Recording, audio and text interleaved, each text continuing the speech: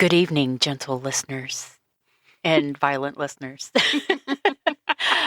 Welcome to Sweet Tea After Dark. I'm Holly. And I'm Lady Whistleblower. No, I mean... That can be taken in two different ways. Oops, I mean Pearl. Oh, my Lord. Right, that could have been wrongly misconstrued. Wrong. But welcome to Sweet Tea After Dark, and we hope that you're having a lovely evening, and you've got your beverage, you've got your either comfort animal, comfort blanket, comfort candle, or all of the above. Comfort wine. Comfort wine. Instead of tea. Whatever you have for comfort. Comfort bubble bath. You absolutely just don't drop your phone in the bath, but I set mine up all the time, and I like listen to stuff while I'm taking a bubble bath. It's relaxing. It is. It is. But we have a listener submission. Yay! Our listener would like to remain anonymous. Okay. And she did change the name of her friend that she's telling the story about. Okay. So everybody in this story is staying anonymous, but when I read it, I was like, what? It was crazy. Cool. So this one is titled That Guy from Twin Falls. Oh. So she writes, okay, this story didn't directly happen to me. It happened to a friend of mine that I used to work with years ago in Idaho. Good old Idaho. This was sometime around late summer 2012. Do they have summer in Idaho? They do, but it's not like summer down here. Summer in Idaho is much more pleasant than summer in Louisiana. I bet. Where you get swamp ass, and it's just you get near your front door and it's already like you start sweating. Yeah, your booty's like, it's happening already. Anticipation sweat. Yes. It's like, here it comes. Yeah. As soon as you open the door, you're soaking wet. Sweat. Anticipation. Yeah, anticipation. So she said, I work nights at a little truck stop diner off of the highway. And one of the waitresses, a friend of mine since high school named Kara, she was always like super sweet, quiet at first, but really funny once you got to know her. She was a very caring single mom who kept mostly to herself. Kara sounds lovely. Yeah, and y'all's job sounds scary as shit. Right, a truck stop diner. I don't even need the rest of the story. Right. That's scary by itself. I'm like, you always think back to like those, movies that always have the truck stop diner. That's like immediately what popped in my head, and I'm like, I mean, that's like, do they even have those? But yeah, Murder I guess they Central do. Right there. Oh my God. Yeah, you got people coming in and out of those from all over the place. So she says one night she came into work. Kara came into work excited because she had met a man. There's the end of the story. Done. No, I'm kidding. She had met a man a few weeks earlier at a local feed store. She had went over there to get some stuff, and she had went back in, and I guess the guy had talked to her again, and he asked her on a date. Oh. He's like, would you like to go have dinner? Buy chicken food with me. Right. I see you're buying chicken food. Would you like to go have some chicken? I was like, I wonder if it was like Tractor Supply. Oh my goodness, right? But she said a local feed store, so it was probably just one of those mom and pop feed stores. I was gonna say, I do like me some Tractor Supply. Yeah. I always go buy the Red Barn candles. There you go. They got good stuff in there. Mm-hmm. She said one thing that she noticed, though, about when Kara was describing him, she kept saying, he just seemed normal. Like, he wasn't like other guys she had met around here. He wasn't, like, overly handsome. He wasn't charming. He didn't try to, like, overplay things. He was just normal. He was an average Joe. Just an average Joe in a feed store. Ain't that something? And she said, that type of town, they kind of knew everybody in that local area, but she didn't know him? She didn't know him. And, he said that he wasn't from around there, but he was, working. So I'm like, oh, okay. She said he was soft-spoken, polite, had kind eyes. I'm like, that's the ones you got to watch out for. Tricky. He's probably a Pisces. Oh, God. It's the devil. Run. No. They agreed to meet in town at a local restaurant to grab a bite to eat. So, according to Kara, the whole date was honestly kind of boring. She said he asked her a lot of personal questions, like where she lived. Did she live alone? What are some of the places she goes to and things, just these really odd questions of like, me, I'd have been like, why are you asking me that for? What kind of stalker shit we got going on here? I mean, at least she didn't go like, oh, come to my house and pick me up or anything. She met him at the place. Mm-hmm. Smart. So, at the time, she just brushed it off as just awkward small talk. Like, okay, he's just trying to like ask her some questions and all that. But when she would ask him something about himself, he would just kind of like divert back to her. So, like, now she's our anonymous submitter says it sounds terrifying. Yeah. But like, after dinner, he asked if she wanted to go out by Snake River Canyon to look at the stars and get to know each other better. No, because that sounds like you're trying to hook up. Right? And Kara said something about the way he phrased it kind of gave her chills, but she still went. Oh my God. Kara, no. Kara, are you desperate, girl? Right. He's average and boring. Right. Like, what average the hell? And boring? You don't get none of this? What? So he drove them out there in his older dark green truck. They drove out to one of the darker areas near the canyon where there weren't many people around. I guess people kind of frequent out there and stuff and go look at the stars and park. He parked the truck, turned the engine off, and they just sat there staring out into the dark. The sky was really pretty, though, she said. It was all lit up with stars. And for a long time, there was no music, no conversation, just awkward silence.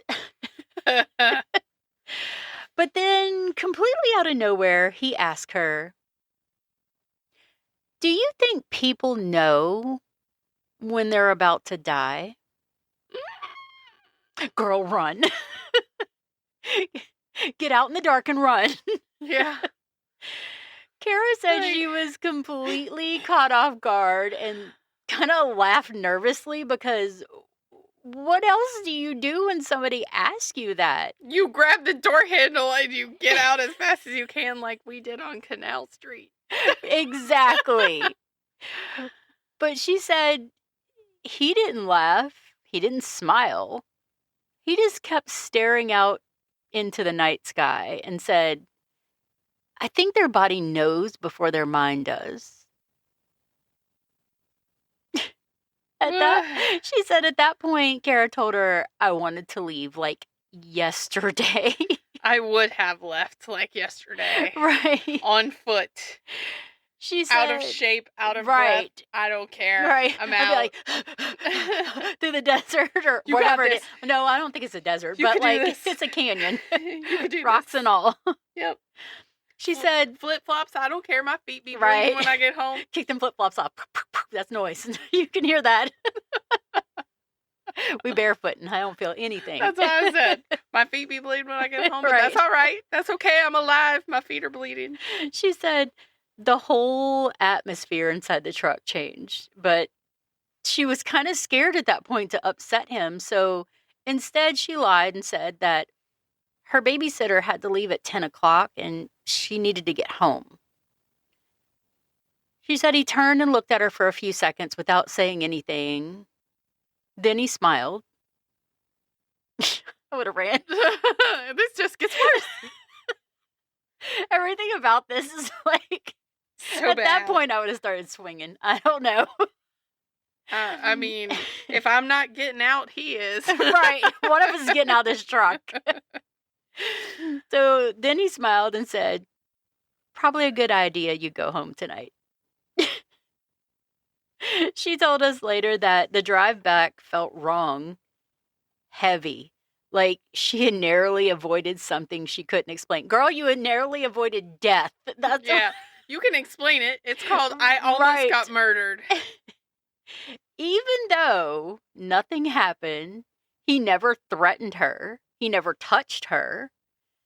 She said every instinct in her body was screaming at her to get away from him.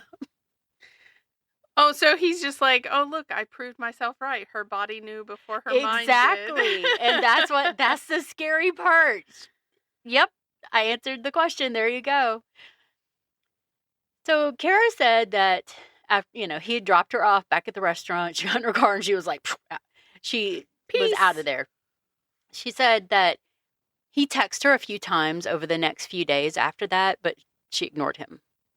She did say that she felt like at one point someone had followed her home one night. So she drove around to a few different roads she wouldn't normally take until she could finally ditch whoever it was. Like, pull up in somebody's driveway and hide, I guess. Yeah, I was like, did you pull into somebody's driveway, go knock on their door and be like, hey, I just need to come in for a minute. I know this is weird, but I think somebody was following me. Can I please stay here for like 10 minutes and then I'll leave? I'm sorry. Yeah. Look, you don't even have to let me in. Just I'll go in your backyard. Something. Right. But she said she would also get calls from random phone numbers and the person wouldn't say anything. I don't answer random phone numbers. Me either. I'll be looking at it going, I don't know you. I'm not answering this phone. Yeah, if it's important and you don't leave a voicemail, that's your bad. Because I'm not calling you back if I don't know your number. So she said this went on for about 6 weeks. And then it just stopped. I'm like, girl, did you call the police? Yeah, no, Be like, random numbers are calling me. I think somebody followed me home. This guy's creepy. Yeah, I'd be like reporting my whole date. Yeah. I'd be like, just in case something happens to me, she needs an if I go missing folder and he's in it. Right. So here's the thing, though. About 8 months later, while we were at working one night, there was, the diner had like a TV, one of those big old ones that was mounted on the wall, and the news was on. It was a report that police had arrested a man in another Idaho county connected to the disappearance and murder of 2 women. When they described him and the truck he drove, it immediately caught Kara's attention. Then she saw his mugshot.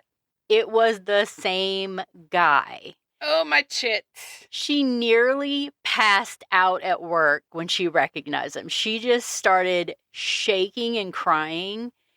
She said, that's the guy that took me out to the canyon. So that night, we did what any friend would do. We took her out for drinks. And she told us a chilling detail that she never told anyone about that night. I was like, oh, there's more? But wait. There's more. She said during their drive that night, they had come to a crossroad that had like a telephone pole there. It was covered with flyers and stuff that were stapled to it.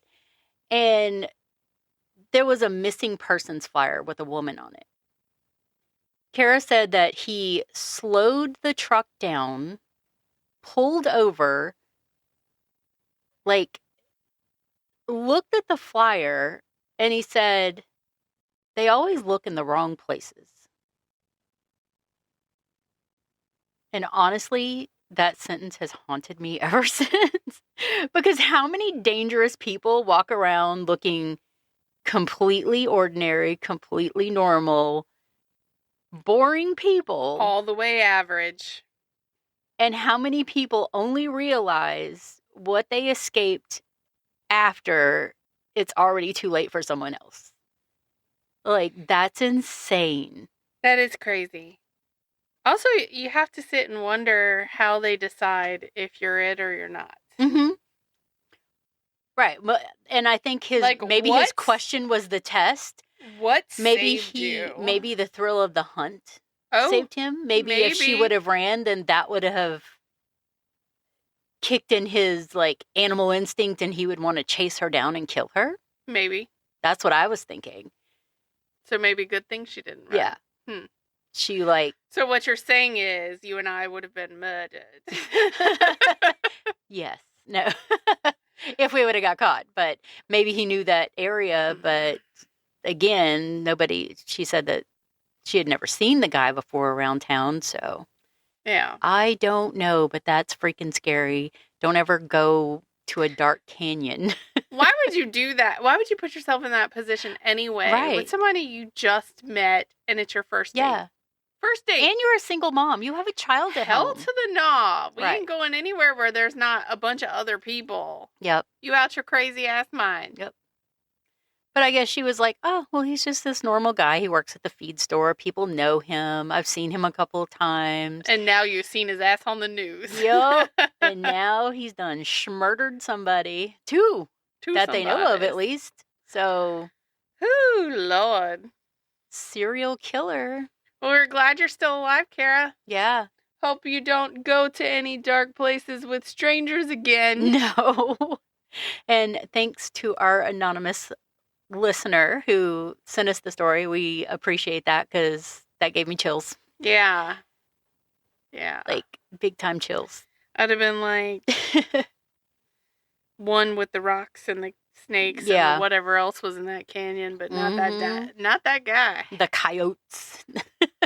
And while I was running, I'd be looking for something sharp and large. Right.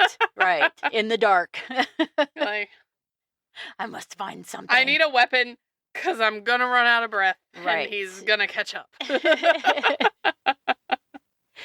Indeed. Like, that shit's scary. Like, when like when he asked that question, I would have just, like, I don't know. I internalize everything, so inside I'll be freaking out, but outside I'll be like, what the fuck are you trying to say, bro? I would have been like, why? Are you scared? Right.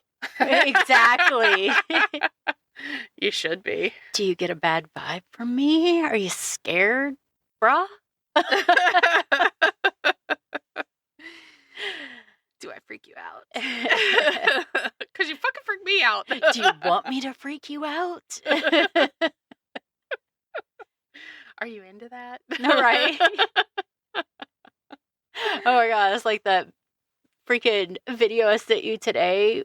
That woman, and she's like, you know, she's listened to the lyrics of that song as a kid, and it just kind of had the girl, you'll be a woman soon. And she's like, got this like face, like, what the I always say that about Winger, and she's only 17 and all these songs. And I'm like, oh my God, they like made songs about young girls, you know, can't wait till you're a woman, or, you know, just talking about how they look and stuff. I'm like, that's disgusting. It's disgusting. It is. And you talk about that one, and I'm like, I don't even remember the name of the song. There's so many of them, though. There's a lot of, like, creepy-ass songs about men stalking young girls, or women in general. That song that's like, the chorus is like, if I could fly, I would pick you up and take you into the sky and show you a love like you've never seen. Yeah. That one. Because she's a teenager in that too. And like, people are telling him to leave her alone. Leave her alone. But he's like, no, bro. I'm like into that. Like, I'm what like, in the ew. F is wrong with you? You dirty bit. Yeah. I mean, 8675309. Jenny. Like, this guy's Jenny. Obsessed. I don't know how old Jenny is. I hope Jenny was old enough to be in a bar. Yeah. At least. Right. Because it's just weird. But yeah. Also, they were calling Jenny's home phone, so right. I would hope she didn't have, like, living with her parents, because that would be awkward. Right, and be like, so I found your name and number on the wall. This is her dad. Right, exactly. Can I speak to Jenny, please? Right. This is her father. Stop calling. Right. Yeah, there's a lot of weird songs out there. But yeah, this story just got me shook. Yeah. Don't go off with strangers. Like, are you going to go out to dinner? Cool. Meet them at a restaurant? Awesome. They're boring? Bye. But also, don't go off in a dark canyon. Like, save that for, like, the third date at least. Jeez. Like, after you get to know the guy. Yeah. Make sure people have, like, I'm crazy with it with my daughter. I'm like, take a picture of their license plate and their car and send it to me. And, like, where you're going to be at, your location, things like that. Because I'm cray-cray with it. I mean, I have a true crime podcast. But I also, like, anytime I went anywhere with someone new, I sent stuff to you. I sent stuff to my aunt. I sent stuff to my dad. I'm like, just in case y'all die, too. I want more than one person to know where I was. But when I was younger, it was just like, da-da-da, whatever, So, I mean, maybe kind of get that, but I don't know. I don't think I took that big of a risk. Yeah. No. Risque. No. But if you have a story, like our anonymous listener did, send it in. Send it on in. Because we want to hear it. Send it to holdmysweettpodcast@gmail.com. Yes. Right now. Das Podcast. Right now, while you're in the bathtub, just go on and voice to text this. There you go. This story. We'll figure it out. It's fine. I don't care if there's typos. Work it out. Just do something, please. I mean, obviously, if you send me something and it says that you were grilling in the jacuzzi and your dolphin fell out, I'm gonna message you back and be like, what? Can you just clarify a tiny bit? We'll still read it, though. Can you explain this portion right here about the dolphin? Yeah. But yeah, send us a message, send us a story, all those things, and we hope you enjoyed this one. Yes, indeed. Just as much as we hope you enjoyed our theme music. Yep. Hattie Salzetta. And we hope she's enjoying these Sweet Tea After Darks. Oh, yeah. I am not positive she knows that we did this. Right. Could be. And I hope she had a great Memorial Day weekend. Indeed. Y'all, stay scared enough to not go in the canyon. Yep. Stay out the canyon. In the Idahos. And as always, Sweet Tea After Dark is a Drunken Psycho Bee production. And just because we're good nighting doesn't mean you can't keep writing. Bye. Bye.